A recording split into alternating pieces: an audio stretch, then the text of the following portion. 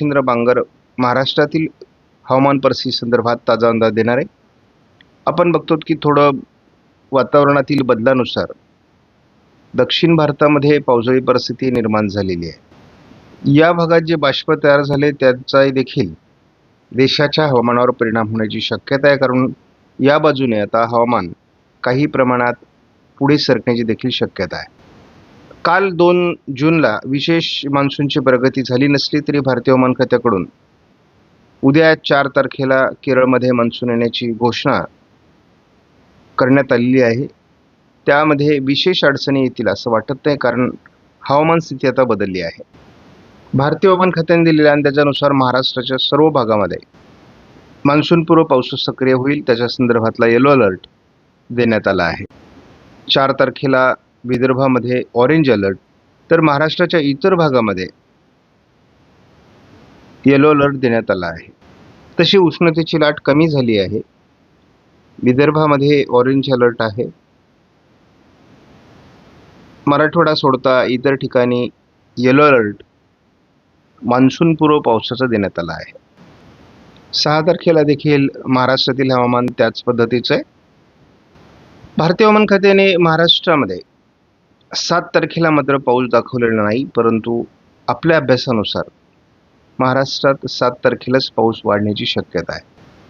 GFS मॉडेलमधील अंदाजानुसार जळगावचा पूर्व भाग, छत्रपती संभाजीनगर, जालना आणि थोडंफार प्रमाणात धाराशिव, लातूर किंवा सोलापूरमध्ये पावसाची परिस्थिती निर्माण होऊ शकते असा GFS मॉडेलचा अंदाज आहे. आपण बघतो केरळ, कर्नाटक, रायलसीमा या भागातही दक्षिणेला पावसाचा प्रभाव आहे. आपण बघतो एक भारतामध्ये ट्रफ तयार झालेली आहे, जी दक्षिण भारत टू उत्तर भारत अशा पद्धतीने आहे. त्यामुळे या भागात महाराष्ट्रात पावसाची शक्यता आहे. 5 तारखेचा अंदाज जर घेतला तर या मॉडेलने विदर्भ, मराठवाड्यात तुरळक पावसाची शक्यता व्यक्त केली आहे. 5 तारखेपर्यंत कोकणामध्ये विशेष पाऊस दाखवलेला नव्हता. मात्र 6 तारखेला सोलापूर जिल्ह्यामध्ये, गडचिरोलीमध्ये आणि दक्षिण कोकणामध्ये रत्नागिरी, सिंधुदुर्गमध्ये पावसाची शक्यता आहे. हे पावसाचं प्रमाण दक्षिणेकडून उत्तरेकडे वाढण्याची शक्यता 7 तारखेला व्यक्त करण्यात आली आहे. 8 तारखेला महाराष्ट्राच्या दक्षिणेकडून GFSने पावसाची शक्यता व्यक्त केली आहे. विदर्भ, मराठवाडा आणि कोकणमध्ये 9 तारखेला पहिल्यांदा पावसाचा अंदाज देण्यात आला आहे. 10 तारखेला कोकणमध्ये पावसाचा अंदाज आहे, मराठवाड्यात पावसाचा अंदाज आहे. 11 आणि 12 तारखेला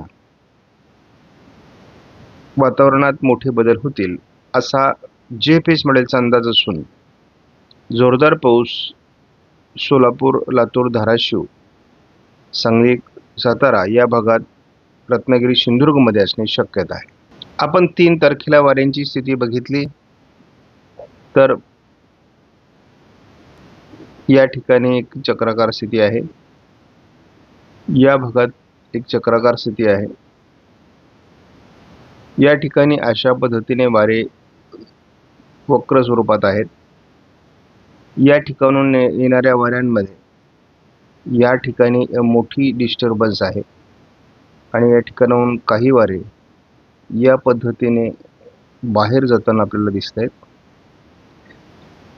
या ठिकाणी काही वारे किनारपट्टीवर येत असले तरी त्यामध्ये तो फ्लो नाही आहे.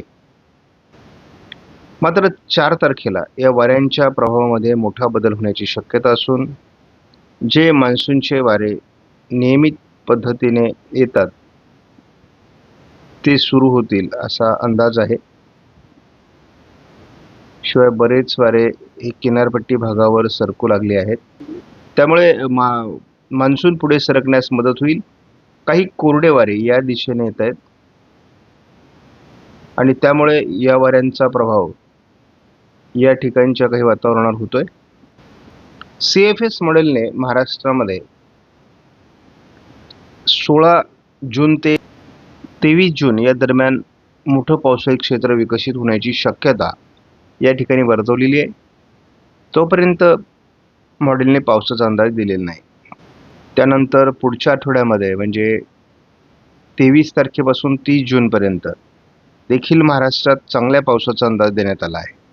मॉडेलमधले अंदाज बदलत असतात आणि त्यामुळे एक लक्षात ठेवा की उत्तरार्ध जो आहे जूनचा तो चांगल्या पावसाचा इथे स्पष्ट होतो आहे. यापूर्वी आपण देशाचा मॅप बघायचो, आता मात्र आपण केवळ महाराष्ट्राचा बघणार आहेत, कारण आता मान्सूनचा जो सीझन आहे तो सुरू झालेला आहे. आज ECMWF मॉडेलने या ठिकाणी कोकण किनारपट्टी किंवा सोलापूर, लातूर, धाराशिव, त्याचबरोबर पुणे, सातारा, सांगली, कोल्हापूर या भागात पावसाचा अंदाज व्यक्त केला आहे. मॉडेलने 4 तारखेला उत्तर भारताकडून WDचा प्रभाव विदर्भाच्या बाजूने तयार होत असल्यामुळे महाराष्ट्रात अनेक भागात पावसाची शक्यता व्यक्त केली आहे. आपण 5 तारखेला या ठिकाणी बघतो कशा पद्धतीने कोकण किनारपट्टीला पाऊस वाढतोय, मराठवाडा, पश्चिम महाराष्ट्र, उत्तर महाराष्ट्र पाऊस वाढतोय आणि ही एक ट्रप आहे, जी ट्रप या ठिकाणी सक्रिय आहे बराच काळ, त्यामुळे या ठिकाणी पाऊस होणार आहे. गडचिरोलीमध्ये पाऊस दाखवला जातोय, पण या भागामध्ये मुख्यत्वे करून पावसाचं प्रमाण वाढताना बघतो. आपण या ठिकाणी दुसरी गोष्ट बघतो, दक्षिण भागामध्ये गडचिरोलीच्या पावसाचं प्रमाण किंवा पूर्व विदर्भामध्ये पावसाचं प्रमाण 6 तारखेला वाढण्याची शक्यता. या ठिकाणची ट्रप सक्रिय आहे आणि आपण बघतो की या ठिकाणी देखील पावसाळी वातावरण नव्याने तयार होण्याची शक्यता आहे. 7 तारखेला आपण बघतो की महाराष्ट्राच्या दक्षिणी पट्ट्यात या पद्धतीने गडचिरोलीपर्यंत पावसाचं अनुकूल वातावरण तयार होणार आहे. उत्तरेकडे महाराष्ट्राच्या पावसाचं प्रमाण कमी आहे, परंतु दक्षिणेकडून प्रमाण वाढायला सुरुवात होईल. पाऊस 8 तारखेला विदर्भाकडून जरी कमी दिसत असला तरी दक्षिण कोकण, पश्चिम महाराष्ट्र, मराठवाड्याचा दक्षिणी भाग, अगदी मध्य महाराष्ट्रापर्यंत प्रभावी ठरणार आहे. 9 तारखेला त्यामध्ये तसा प्रभाव नाही आहे, स्ट्रेंथ नाही आहे, परंतु तरी देखील नांदेड, लातूर, धाराशिव, सोलापूर, सांगली, कोल्हापूर, रायगड, रत्नागिरी, सिंधुदुर्ग या भागात पावसाचं प्रमाण राहील. मी कालच्या व्हिडिओमध्ये पण सांगितलं होतं. 11 तारखेपासून मात्र पावसाचं प्रमाण कमी होताना दाखवलं जातं आहे मॉडेलमध्ये. मात्र यामध्ये मी एक दुसरा अंदाज असा दिलेला आहे की कोकणामध्ये पाऊस वाढतोय, पूर्व विदर्भामध्ये पाऊस वाढतोय आणि हे जे लक्षण आहे हे मान्सून येण्याचं लक्षण आहे. कारण मान्सून कालावधीमध्ये जूनमध्ये जो पाऊस पडतो तो या विभागात पडतो. आपण विदर्भ आणि मराठवाड्याच्या काही भागात पावसाचं प्रमाण 12 तारखेला वाढताना बघतो. कोकणामध्ये पावसाचं प्रमाण आहे, मात्र आपण बघतो की पर्जन्य छाया आणि मराठवाडा, उत्तर महाराष्ट्रात पाऊस कमी आहे आणि हा पॅटर्न यावर्षी भीतीदायक आहे. काही भागात किंवा जो खंड पडण्याची शक्यता आहे तो खंड या ठिकाणी आपल्याला जूनमध्ये दिसतोय, परंतु मान्सून अद्याप आलेलं नाही आहे. जसंही मान्सून येईल तसं ही खंडपाय परिस्थिती देखील कमी होण्याची शक्यता आहे. आपण 14 तारखेला बघतो केवळ कोकणात पाऊस आहे, मराठवाडा, विदर्भ, उत्तर महाराष्ट्र, मध्य महाराष्ट्र पाऊस नाही आहे. तर त्यामुळे जूनमध्ये देखील एखादा पावसाचा खंड तयार होतो का असं देखील थोडा अंदाज आहे. त्यामुळे आपण यावर काम करणार आहोत. अजून जसा जसा मान्सून येईल आणि मग वातावरण बदलेल त्यानंतर आपल्याला खंड स्पष्ट होईल. पण आज जो अंदाज घेतो त्या अंदाजामध्ये मान्सून कसा जूनमध्ये वीक आहे हे मात्र स्पष्ट दिसतं. 15 तारखेच्या अंदाजामध्ये आपल्याला केवळ कोकणात पावसाची शक्यता दिसते, बाकी कुठेही पावसाची शक्यता दिसत नाही. पण मी यापूर्वीच्या एका अंदाजामध्ये स्पष्ट केलं होतं की असं असलं तरी 16 तारखेपासून पुढे पुन्हा एक नवीन फेज पावसाचा सुरू होतो आणि नंतर मात्र या नवीन फेजमध्ये MGO सक्रिय होणार आहे आणि त्याचा इफेक्ट आपल्याला मान्सूनच्या पावसावर दिसणार आहे. म्हणजे याचाच अर्थ मान्सून यावर्षी महाराष्ट्रामध्ये सुद्धा प्रचंड डिले होण्याची शक्यता आहे. 5 तारखेपर्यंत बघितलं तर महाराष्ट्रात पावसाचा अंदाज वाढतोय.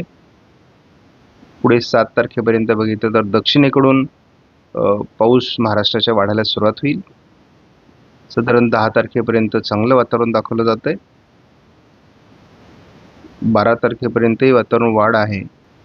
13 तारखेपासून मात्र किरकोळ वाढ आहे आणि आपण जर 17 तारखेपर्यंत पुढे अंदाज घेतला तर त्यामध्येही विशेष वाढ दाखवलेली नाही.